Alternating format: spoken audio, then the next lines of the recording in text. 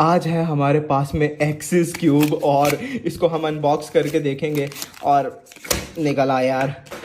आपस की बात है, जिन लोगों को मास्टर मॉर्फिक सॉल्व करना आता है उन्हें ये पजल सॉल्व करना आता है। मैं मानता हूँ ये पजल बहुत मुश्किल है, लाइक मास्टर मॉर्फिक से भी कहीं ना कहीं मुश्किल है, लेकिन यार ये बहुत क्यूट है ब्रो, चेक करो।